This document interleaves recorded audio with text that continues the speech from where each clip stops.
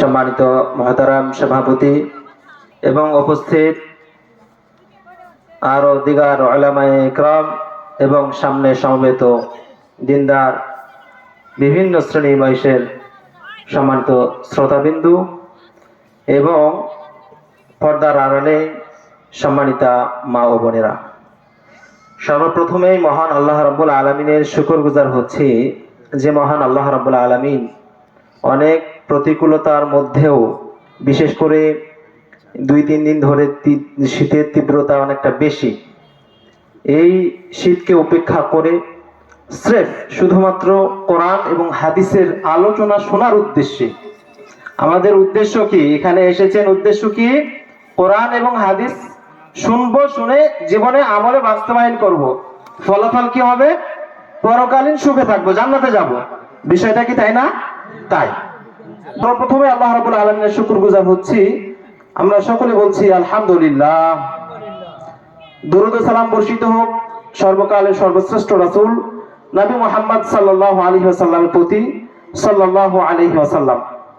সম্মানিত উপস্থিতি, আমরা আজকে মিসকাতুল মাশাবির 61 নম্বর হাদিস এবং সহিহ বুখারীর মধ্যেও হাদিস এসেছে, একাধিক গ্রন্থে হাদিসটি এসেছে যে মুআজ বিন জাবাল রাদিয়াল্লাহু তাআলা আনহুকে আল্লাহ রাসূল 10টি উপদেশ দিয়েছিলেন।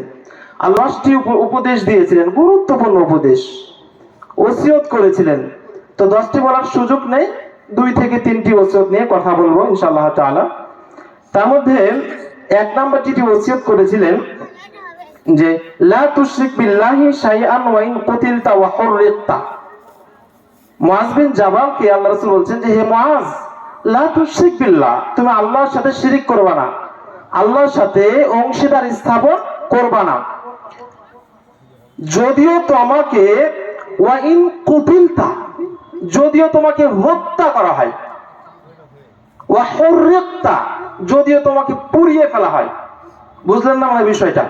মুআজ বিন জাবালকে আল্লাহ রাসূল বলছেন, কি বলছেন যে হে মুআজ, তোমাকে যদি টুকরো টুকরোকে কেটে ফেলা হয়, পিস পিস করে কেটে ফেলা হচ্ছে, আপনাকে এখন পিস পিস করে কেটে ফেলা হবে। কেন কেটে ফেলা হবে?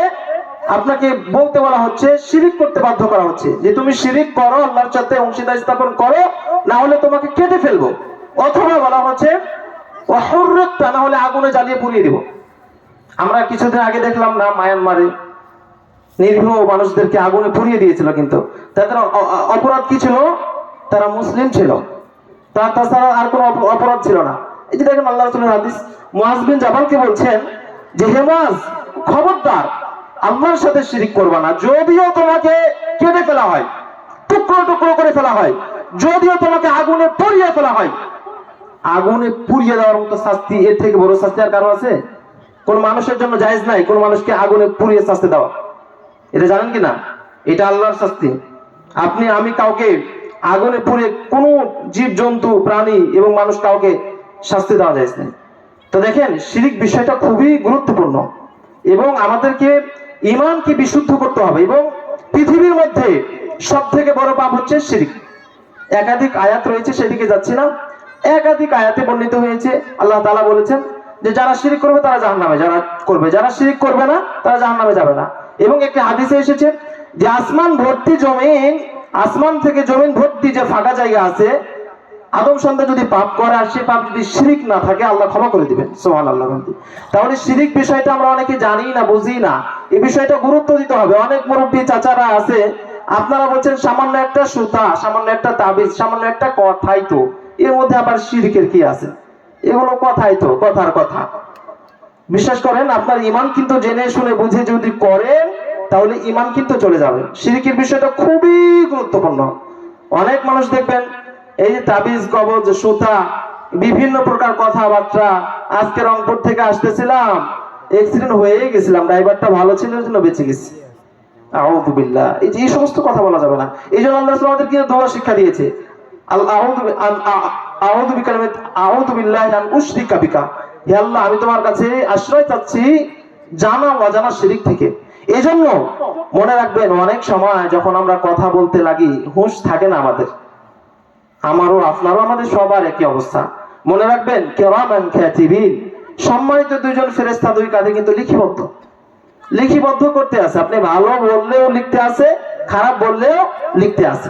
সেদিন আপনাকে দেখানো হবে, দেখবেন আপনি। এজন্য খুবই সাবধান। দোকানে বাজারে যেখানেই বসেন না কেন সব সময় কথাকে মেপে বলতে হবে।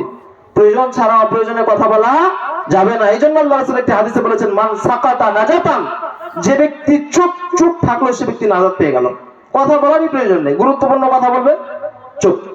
এজন্য আমরা সর্বাবস্থায় আল্লাহ রাসূল মুআয বিন জাবালকে যে হাদিস যে ওসিয়তটি করেছিলেন, 1 নম্বর ওসিয়ত, সেটা কি? আল্লাহর সাথে শিরিক করা যাবে না।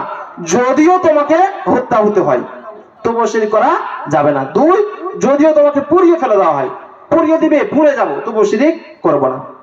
কারণ শিরিকের বিষয়ে বলে শেষ করা যাবে না। শিরিক বিষয়ে জ্ঞান অর্জন করে আমরা এই শিরিক থেকে বেঁচে থাকার চেষ্টা করব। কারণ পৃথিবীর মধ্যে সব থেকে বড় পাপ হচ্ছে আল্লাহর সাথে অংশীদার স্থাপন করা, আল্লাহর সাথে শিরিক করা।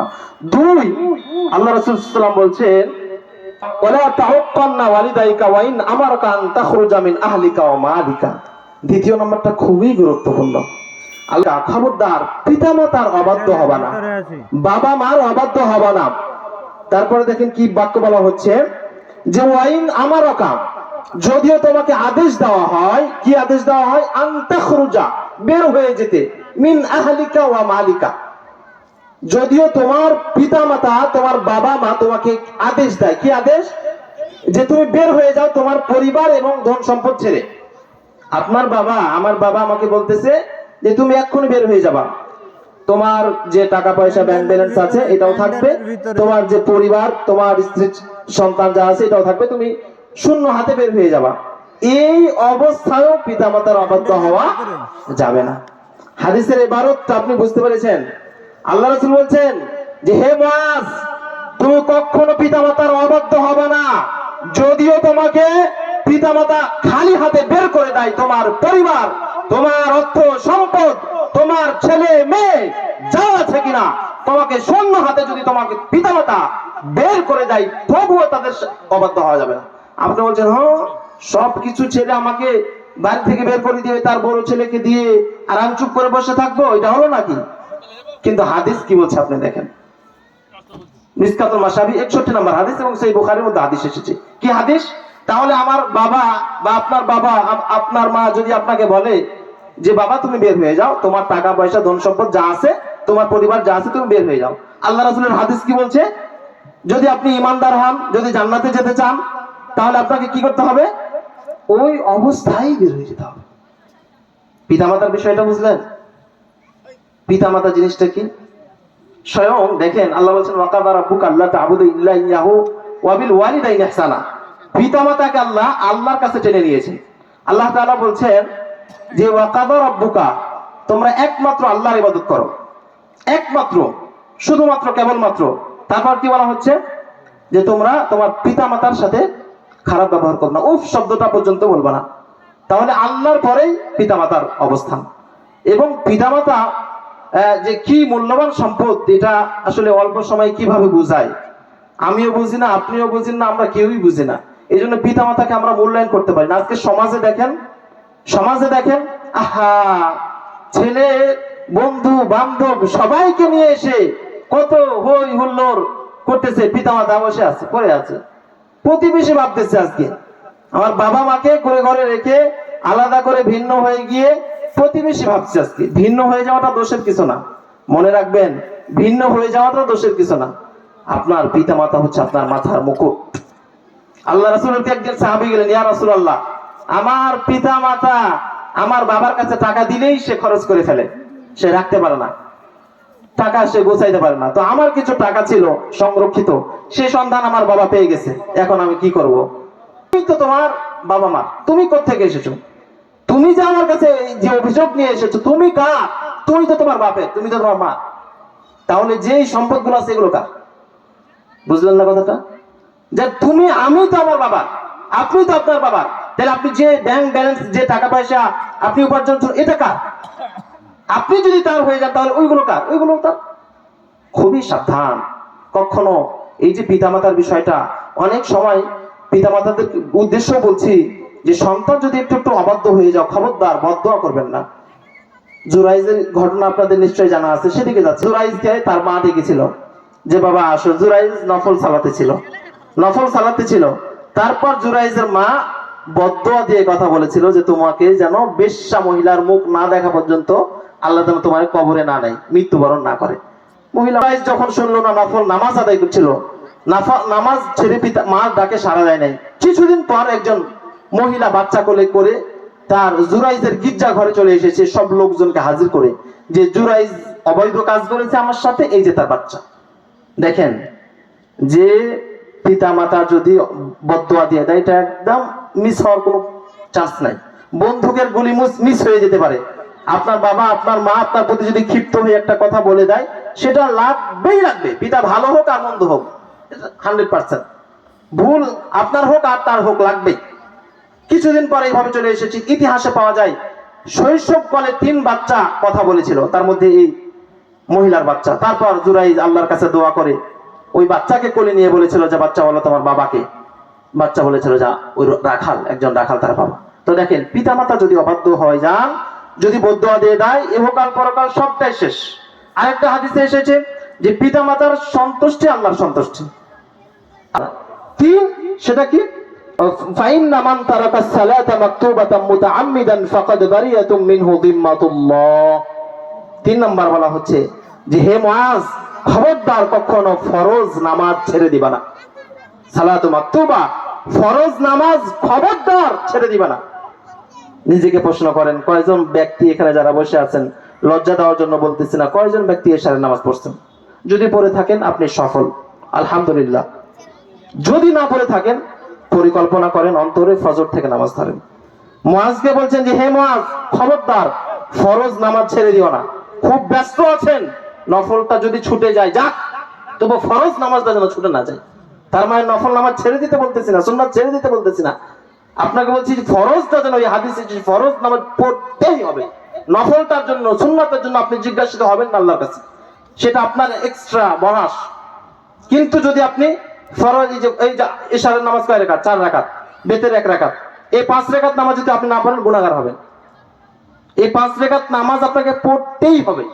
মুআজ বিন জাবালকে বলছেন হে মুআজ, খবরদার ফরজ নামাজ ছেড়ে দেবা না। কেন? ফরজ নামাজ ছেড়ে দিলে কি হয়?